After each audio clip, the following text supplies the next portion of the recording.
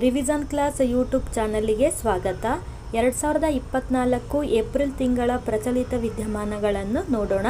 ಇದು ಪಾರ್ಟ್ 1 ಆಗಿರುತ್ತದೆ. ಮೊದಲ ಪ್ರಶ್ನೆ, ಕಚ್ಚಾತೀವು ದ್ವೀಪ ಯಾವ ಎರಡು ದೇಶಗಳಿಗೆ ಸಂಬಂಧಿಸಿದೆ?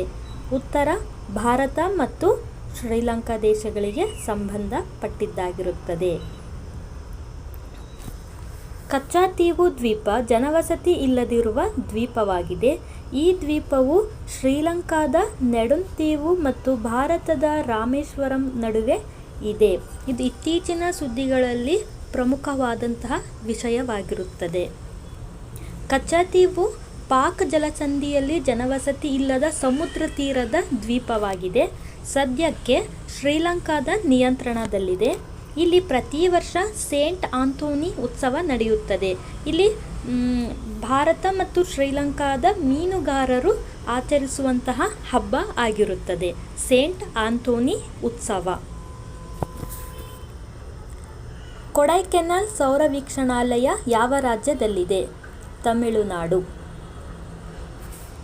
ಕೊಡೈಕೆನಾಲ್ ಸೌರ ವೀಕ್ಷಣಾಲಯ ಸ್ಥಾಪನೆಯಾದದ್ದು 1899. ಇದು ವಿಶ್ವದ ಅತ್ಯಂತ ಹಳೆಯ ಸೌರ ವೀಕ್ಷಣಾಲಯಗಳಲ್ಲಿ ಒಂದಾಗಿದೆ. ಪ್ರಸ್ತುತ ಇದನ್ನು ಬೆಂಗಳೂರಿನ ಇಂಡಿಯನ್ ಇನ್ಸ್ಟಿಟ್ಯೂಟ್ ಆಫ್ ಆಸ್ಟ್ರೋಫಿಸಿಕ್ಸ್ ನಿರ್ವಹಿಸುತ್ತಿದೆ. ಇದು ನೀಲಗಿರಿ ಬೆಟ್ಟಗಳಲ್ಲಿ ಕಂಡುಬರುವಂಥದ್ದು. ಕೊಡೈಕೆನಾಲ್ ಸೌರ ವೀಕ್ಷಣಾಲಯ ಯಾವ ರಾಜ್ಯದಲ್ಲಿದೆ? ತಮಿಳುನಾಡು ರಾಜ್ಯದಲ್ಲಿದೆ. RBI ಸ್ಥಾಪನೆಯಾದ ದಿನ ಏಪ್ರಿಲ್ 1, 1935. ಇದರ ಮೊದಲ ಕೇಂದ್ರ ಕಚೇರಿ ಹೆಡ್ ಕ್ವಾರ್ಟರ್ಸು ಕೋಲ್ಕತ್ತಾದಲ್ಲಿದೆ. ಪ್ರಸ್ತುತ ಕೇಂದ್ರ ಕಚೇರಿ ಮುಂಬೈನಲ್ಲಿದೆ. ಇದು RBI ರಾಷ್ಟ್ರೀಕರಣಗೊಂಡಿದ್ದು 1949 ಜನವರಿ 1ರಂದು. ಇದರ ಮೊದಲ ಗವರ್ನರ್ O. ಸ್ಮಿತ್. ಮೊದಲ ಭಾರತೀಯ ಗವರ್ನರ್ CD ದೇಶ್ಮುಖ್. RBIನ ಪ್ರಸ್ತುತ ಗವರ್ನರ್ ಯಾರು ಅಂದರೆ Shaktikanta Das. RBI reserve bank of India, ಕೇಂದ್ರೀಯ ಬ್ಯಾಂಕುಗಳ ಬ್ಯಾಂಕು ಅಂತ ಕರೀತಾರೆ. ಇದು ಸ್ಥಾಪನೆಯಾಗಿದ್ದು ಏಪ್ರಿಲ್ 1, 1935ರಂದು. ನೋಟುಗಳು ತಯಾರಿಸುವ ಸ್ಥಳಗಳು ಮೈಸೂರು, ಸಾಲ್ಬೋನಿ, ನಾಸಿಕ್, ದೇವಾಸ್. RBI ನಾಣ್ಯಗಳನ್ನು ತಯಾರಿಸುವ ಸ್ಥಳಗಳು ಎಲ್ಲಿದ್ದಾವೆ ಅಂದರೆ ನೋಯ್ಡಾ, ಮುಂಬೈ, ಕಲ್ಕತ್ತಾ ಮತ್ತು ಹೈದರಾಬಾದ್. RBI ಸ್ಥಾಪನೆಯಾಗಿದ್ದು ಏಪ್ರಿಲ್ 1, 1935ರಂದು. ಬ್ರಿಟಿಷರ ಕಾಲದಲ್ಲಿ ಸ್ಥಾಪನೆಯಾದ ಮೊದಲ ರಾಜ್ಯ ಯಾವುದು? ಒಡಿಶಾ.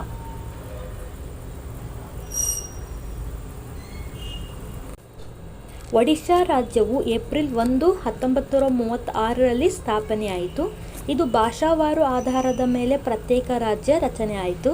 ಇದು ಬ್ರಿಟಿಷರ ಕಾಲದಲ್ಲಿ ಮೊಟ್ಟಮೊದಲ ಬಾರಿಗೆ ಭಾಷಾವಾರು ಆಧಾರದ ಮೇಲೆ ರಚನೆಯಾದಂತಹ ರಾಜ್ಯ ಯಾವುದು ಎಂದರೆ ಅದು ಒಡಿಶಾ ರಾಜ್ಯ. ಏಪ್ರಿಲ್ 1ರಂದು ರಚನೆ ಆಗಿದೆ. ಸ್ವಾತಂತ್ರ್ಯ ನಂತರ ಸ್ಥಾಪನೆಯಾದಂಥ ಮೊದಲ ರಾಜ್ಯ ಆಂಧ್ರ ರಾಜ್ಯ. ಇದನ್ನು ಕೂಡ ಭಾಷಾವಾರು ಆಧಾರದ ಮೇಲೆ ರಚನೆಯಾಯಿತು. ಮತ್ತು ಒಡಿಶಾ ಸ್ಥಾಪನೆಯಾದ ದಿನ ಅಂದರೆ ಏಪ್ರಿಲ್ 1ನೇ ತಾರೀಕಂದು ಅವರು ಉತ್ಕಲ ದಿವಸವಾಗಿ ಆರಂಭಿಸಲಾಗುತ್ತದೆ. ಒಂಥರ ಹಬ್ಬ, ಉತ್ಕಲ ದಿವಸ ಅಂತ. ವಿಶ್ವ ಆಟಿಸಮ್ ಜಾಗೃತ ದಿನ ಏಪ್ರಿಲ್ 2ರಂದು ವಿಶ್ವ ಆಟಿಸಮ್ ಜಾಗೃತ ದಿನವನ್ನು ಆಚರಿಸುತ್ತಾರೆ. ಇತ್ತೀಚೆಗೆ ಪತ್ರಿಕಾ ಮಾಹಿತಿ ಬ್ಯೂರೋದ ಪ್ರಧಾನ ನಿರ್ದೇಶಕಿಯಾಗಿ ಅಧಿಕಾರ ವಹಿಸಿಕೊಂಡವರು ಯಾರು? ಉತ್ತರ, ಶೆಫಾಲಿ ಶರಣ್.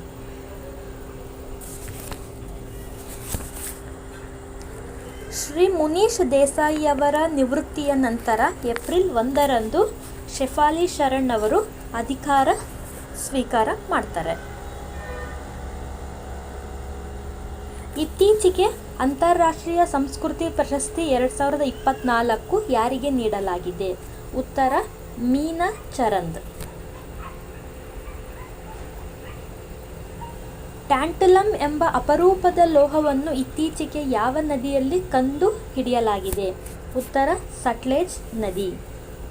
ಇಲ್ಲೊಂದು ಟ್ಯಾಂಟಲಮ್ ಎನ್ನುವಂತಹ ಅಪರೂಪದ ಲೋಹ ಇತ್ತೀಚೆಗೆ ಸಿಕ್ಕಿದೆ. ಗಗನ್ ಶಕ್ತಿ 2024 ವ್ಯಾಯಾಮವನ್ನು ಭಾರತೀಯ ವಾಯುಪಡೆಯು ಇತ್ತೀಚೆಗೆ ಯಾವ ಸ್ಥಳದಲ್ಲಿ ನಡೆಸಿತು? ಉತ್ತರ ಪೋಖ್ರಾನ್.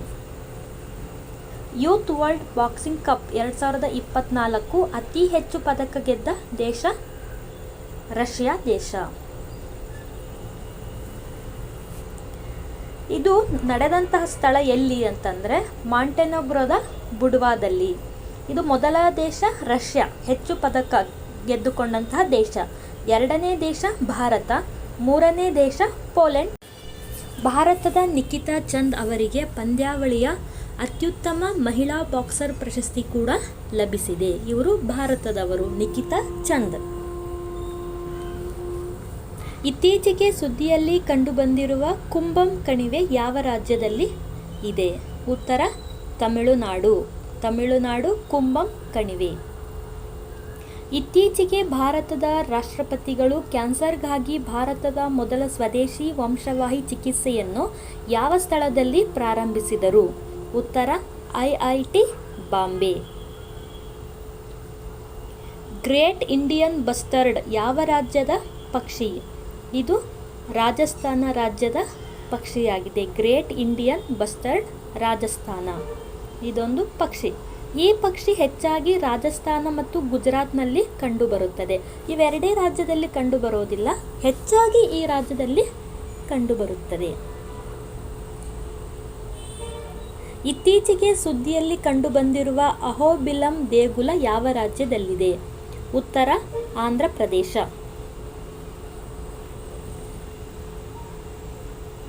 ಇತ್ತೀಚೆಗೆ ಪ್ಯಾರಿಸ್ ಒಲಿಂಪಿಕ್ಸ್ 2024 ಅರ್ಹತೆ ಪಡೆದ ಏಕೈಕ ಭಾರತೀಯ ವೇಟ್ ಲಿಫ್ಟರ್ ಯಾರು?